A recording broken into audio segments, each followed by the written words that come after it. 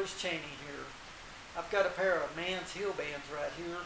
These are for like a size 12 boot. And I need a pair of shanks for those. These are cutting horse spurs. This is my cutting horse shank pattern. And it's made out of tin. And I started by drawing out a piece of, on a piece of cardboard like that. And then I transferred that over to the tin, scratched around it, and made my pattern. While I'm at this, I'm going to go ahead and cut out 3 other styles of shanks that I will be needing. I've got a pair of ladies' 3/4 inch heel band spurs that have a shaft guard on them. I need a pair of shanks for those, so I'll cut those out while I'm at it. And my next step, I'll show you how I lay it out on the metal and then cut it out with a small cutting torch. And I'll get started. Okay, I got my torch set, got my sunglasses on. And set in here and cut this first shank out. It's important to try to keep your torch pretty square with the world there. Set in.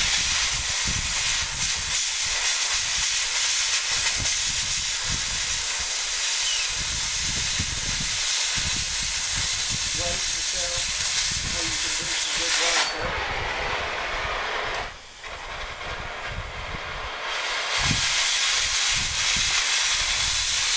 Like I said, just slightly on the outside of your mark there.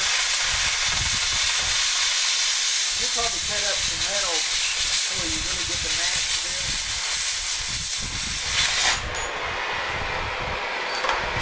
Try to knock your piece out of the way. I'm cutting out several pieces so they won't get too much slag on.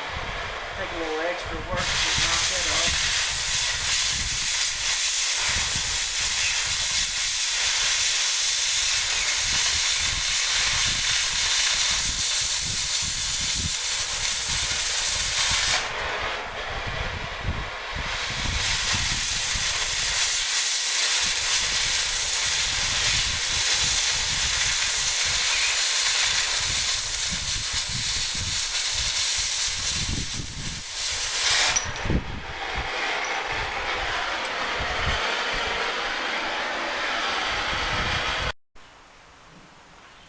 I just cut out 5 pair of shanks, and I needed a pair of cutter shanks.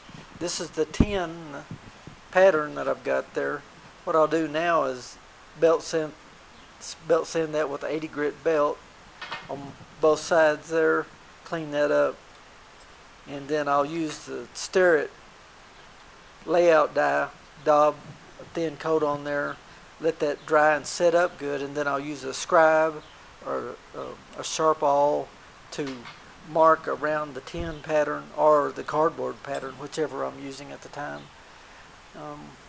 There's the number 4 style. That's a tin pattern. Takes a little longer to profile a pair of those because of the little nub there, the little shaft guard. On the gooseneck shanks here, it takes a little effort to get those shaped up. You'll spend a little extra time over what a pair of these cutter shanks take. And then this lady's shank here that I'm building, this custom pair of spurs that has a shaft guard, it'll take a little extra time to kind of get that cleaned up. I'll use a hacksaw and maybe a file, and then I'll profile the perimeter there with a 40 grit belt on this big 2x72 grinder I got. So there's the 5 pair of shanks I just cut out.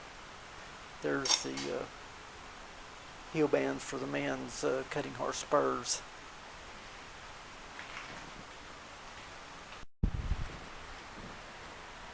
Okay, I went from the roughed out shanks that I cut out with the cutting torch to a pair of shanks like this that are bigger than the pattern actually.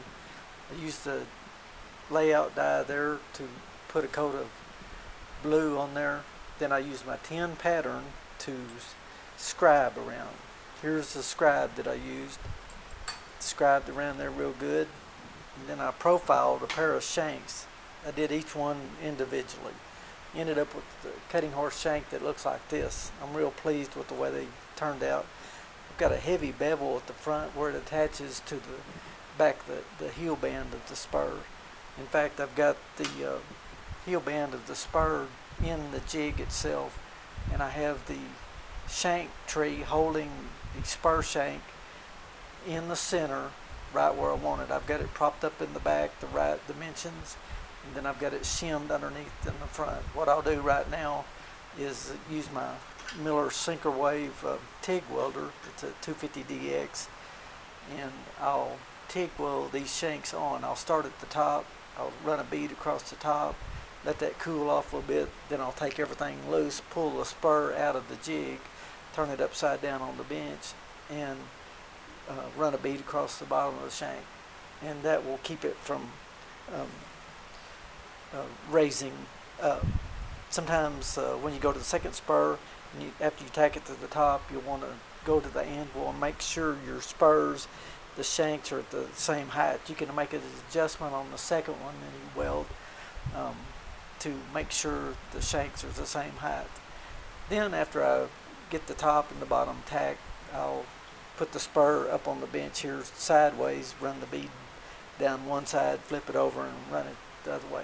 With the TIG welder, it's important to keep your metal clean, so sometimes I'll have to stop and wire brush it off to have a good clean weld down on each side. And then after the spur cools off, I'll come in and blend the welds with finer grit belts. I'll get away from the aggressive, rough, coarse belts and go to a finer belt, like flex belts, 120 and 320. And so that should give you a little bit of insight on what it takes to get a pair of hand-cut shanks attached to the heel band of a cowboy spur. Good luck.